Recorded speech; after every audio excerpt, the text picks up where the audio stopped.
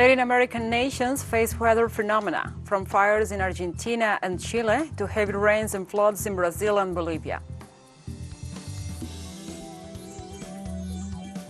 Peruvian President Pedro Castillo called for a new round of talks between the country's political sectors.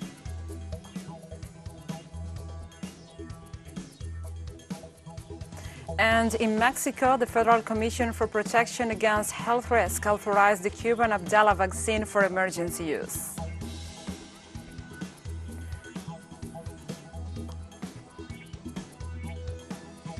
From the headquarters of TeleSUR English in Havana, Cuba, this is From the South. I'm your anchor, Gladys Quesada.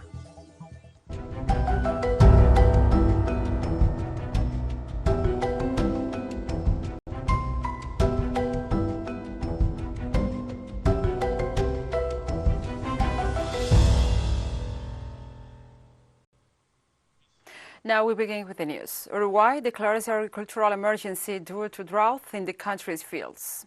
Meetings of the Agricultural Emergency Committee have been held to analyze the agricultural situation in the country. The decision was taken after a meeting between the Minister of Livestock, Agriculture and Fisheries and the President of the Republic of Uruguay, Luis Lacalle Pou, who announced the measure. Authorities are planning a meeting between the Minister of Livestock and members of the Congress of Mayors to coordinate the measures to be taken to address the issue.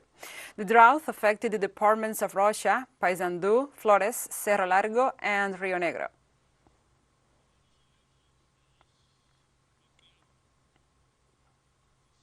As of Wednesday, Bolivia has registered at least 15 deaths in 6 departments due to the heavy rains that have been affecting the nation for several days.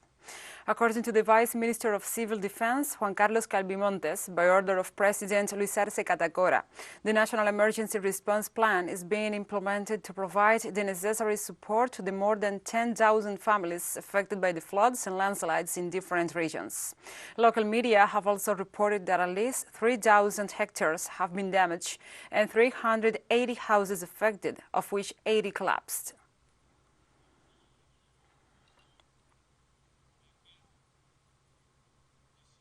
And the floods in Brazil leave at least 21 people dead, 400,000 affected, and some 65,000 displaced. The heavy rains recorded in the northeast of Brazil since the beginning of November have worsened since Thursday, when a dam located in the city of Vitória da Reconquista collapsed due to the rise of the rivers. To date, 2 dams have been destroyed, and according to data provided by the Civil Defense, there are 21 dead, 358 injured, and 116 municipalities affected. The last 3 fatalities have been registered in the last hours: a 60-year-old man who drowned on Sunday, a 33-year-old woman whose house collapsed early Sunday morning, and a 21-year-old man who was missing and whose body was found this Monday on the bank of a river.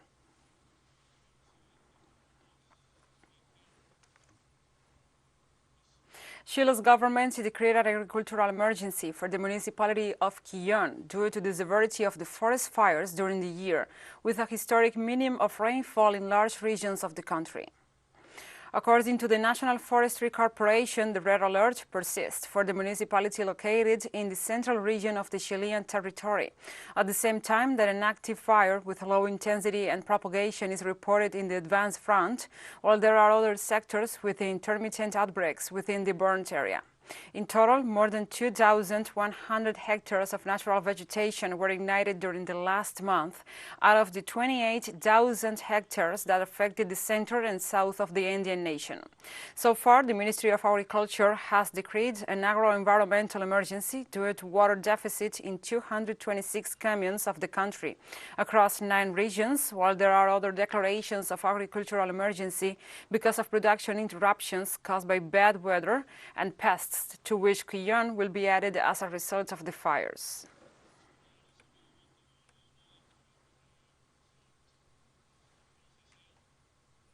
We have declared an agricultural emergency due to the fire, which will allow us to have access to both sectoral resources through the Institute of Agricultural Development and the regional government funds.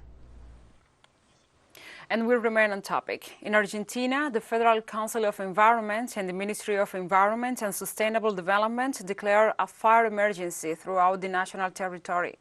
for 1 year due to the extreme risk of forest and pasture fires, while some 300 firefighters and 17 aerial anti-fire aircrafts are working to control the fires in Patagonia. The Secretary of Environmental Control and Monitoring, Sergio Fedorovsky, explained that the prolonged droughts, the shift of dry seasons in each season as a result of climate change, are the causes of the fires, and insisted on prevention as the most effective measure against these disasters.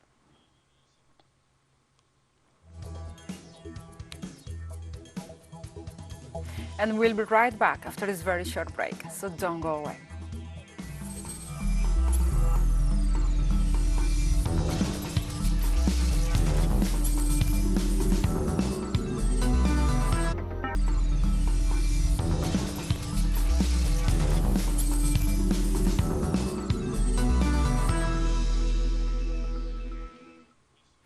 Welcome back. Peruvian President Pedro Castillo called for a new round of talks between the country's political sectors. Castillo announced that the meeting seeks to solve issues such as economic reactivation, health measures, the return to classes, and public safety. The head of state also assured that the country's political sectors must commit themselves to govern by and for the people, fostering political, economic, and social stability. At least 10 sectors with representation in the parliament are expected to participate. The first round of talks took place on December 3rd, when no confidence motion against Castillo was being debated, which was rejected.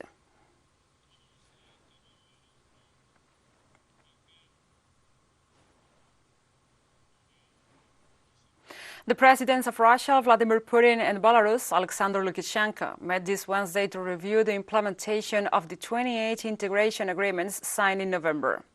This is the sixth meeting between the two leaders during 2021, where they reviewed the implementation of 28 integration agreements signed last November during their last meeting. These agreements aim to deepen the interaction between Moscow and Minsk in the areas of taxation, customs, and common energy markets. They will also work to establish common policies in the financial, industrial, and agricultural spheres. The two countries have been advocating for the creation of a state union since 1996, but only 3 years ago did they make progress on these agreements, which their governments consider mutually beneficial. You suggested we will hold joint military exercises at the beginning of the year. Our military officials will finalize the dates in March or February. I don't know what dates they'll choose. They are continuing to shock us with sanctions. There have been 5 sanction packages, and they are speaking about a 6th. Though these sanctions are brainless and not needed by anyone, as we've actually increased our trade volume, and our GDP has grown in this year of sanctions and the pandemic. Russia played a major role in this, as well as our other friends in the international arena, though in lesser measure.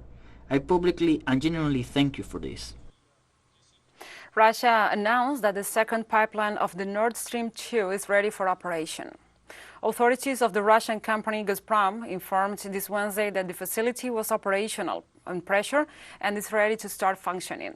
They state that the Nord Stream 2 has the capacity to transport 55 billion cubic meters of gas per year, and it is the longest gas pipeline that passes under the sea in the world.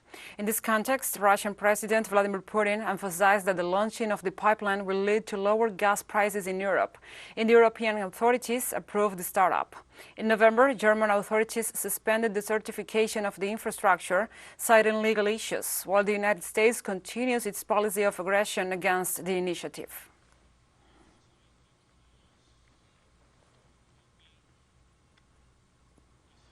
The government of China stated Wednesday that it will maintain its stance on Taiwan's matters through 2022 and warned that it will take stronger measures to crush separatist attempts and reject interference in the country's internal affairs.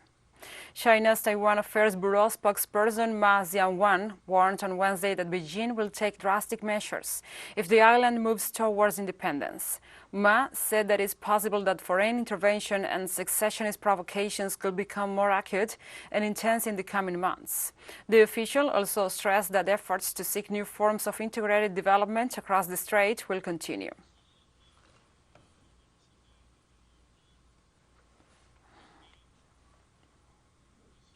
This Tuesday, the Secretary General of the United Nations, Antonio Guterres, sent an end-of-year message in which he called for overcoming divisions and inequalities, wishing that the coming year will be one of recovery for humanity, humankind, and the planet. Comes 2022 with our hopes for the future being tested by deepening poverty and worsening inequality, by an unequal distribution of COVID vaccines, by climate commitments that fall short, and by ongoing conflict, division, and misinformation. These are not just policy tests. These are moral and real-life tests. And they are tests that humanity can pass if we commit to making 2022 a year of recovery for everyone. After wishing for the recovery of the pandemic, the economies and conflicts, Guterres called on society to unite in solidarity and wish a happy year for people and the planet. Moments of great difficulty are also moments of great opportunity to come together in solidarity, to unite behind solutions that can benefit all people, and to move forward together with hope in what our human family can accomplish. Together, let's make recovery our resolution for 2022, for people, planet, and prosperity. I wish you all a happy and peaceful new year. We move on to other topics. The Israeli army carried out a new attack against the Palestinian people in the Gaza Strip. The border between Gaza and Israel had been quiet since the clashes last May. However, the Israeli army announced an attack on Hamas positions in retaliation for a lightly wounded civilian at the Gaza border. Local media confirmed the Israeli tank attack, as well as the wounding of several Palestinian farmers during the operation. The events take place after the Israeli Ministry of Defense announced the completion of a 65-kilometer barrier to separate the two territories.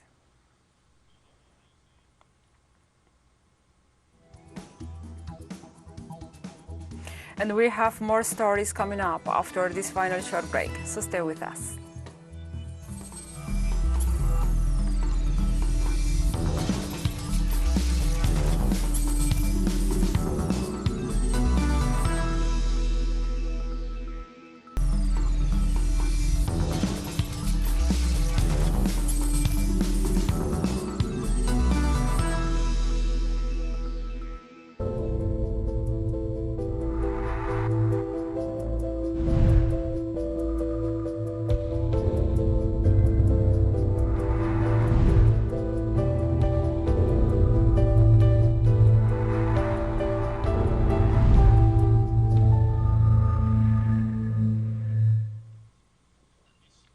Welcome back. The Mexican Federal Commission for Protection Against Health Risk authorized the Cuban Abdala vaccine for emergency use. Authorizations issued by this commission are part of the national strategy of sanitary regulation and gives access to the greatest number of health products as long as the quality, safety, and efficacy of the product are proven.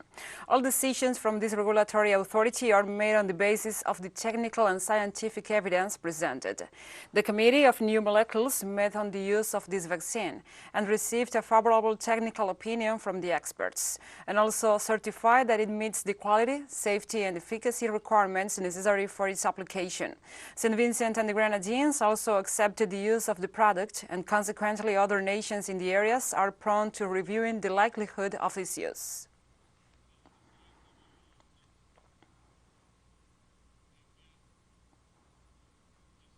The World Health Organization reported an 11% increase in the number of COVID-19 infections worldwide due to the spread of the Omicron variant in several countries.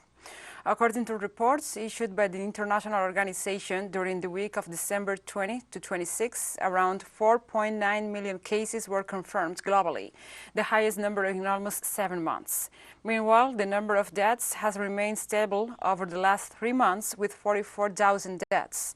Experts affirm that these figures seem to indicate that the Omicron variant, despite being more contagious, is less serious than the Delta variant.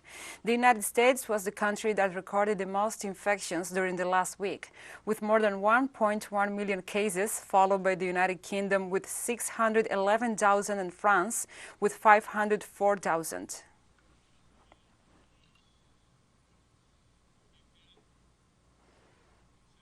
On Wednesday, the World Health Organization warned that a tsunami of Omicron and Delta COVID-19 cases will pile pressure on health systems already being stretched to their limits. Omicron being more transmissible, circulating at the same time as Delta, is leading to a tsunami of cases. This is and will continue to put immense pressure on exhausted health workers and health systems on the brink of collapse.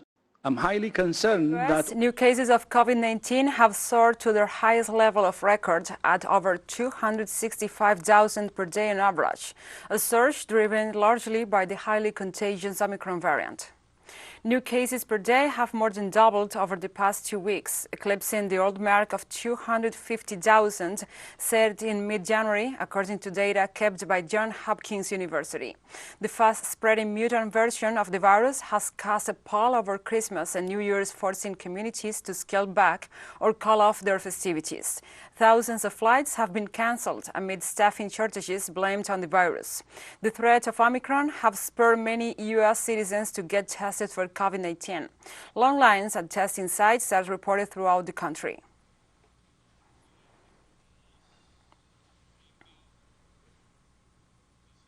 In Italy, a study reveals that 70% of patients in serious condition due to COVID-19 were not vaccinated against the virus.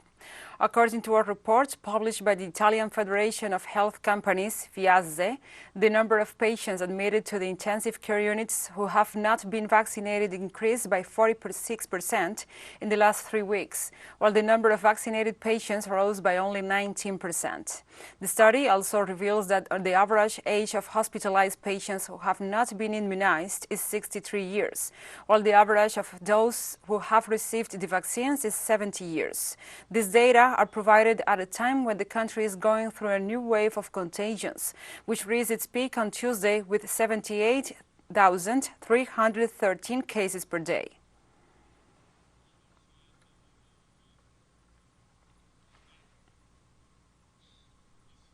This Wednesday, Spain reported more than 99,000 new infections due to COVID-19. However, authorities are considering reducing quarantine time for patients with mild symptoms. This new number of infections exceeds the figure of 6 million people since the beginning of the pandemic. For her part, the Minister of Finance and Public Function, María Jesús Montero, stated that quarantine times could be reduced to 5 days if the disease is mild. Montero asserted that the idea will be carried out on the updating and the evolution of the pandemic as long as the decision was based on clinical evidence. She also reminded that the nation is facing the 6th wave of contagion. However, she assured that the situation is favorable for the nation due to the fact that 90% of the population has completed the vaccination schedule.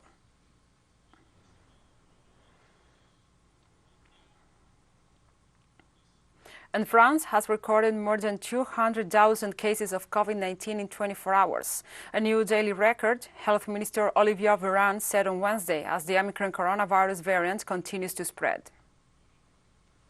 By the French Public Health Agency showed the continuous increase of the numbers of contaminations in our country. These figures are dizzying. There are 208,000 French people who have tested positive for COVID in the last 24 hours. I did a quick calculation before joining you. That means that 24 hours a day, day and night, every second in our country, more than 2 French people are diagnosed positive with the coronavirus. And we have come to the end of this news brief. But remember, you can find these and many other stories on our website at telesurenglish.net. And also, if you feel so inclined, please join us on social media for all the latest news. We are on Facebook, Twitter, Instagram, and Telegram. For TeleSUR English, I'm Gladys Quesada. Thank you for watching.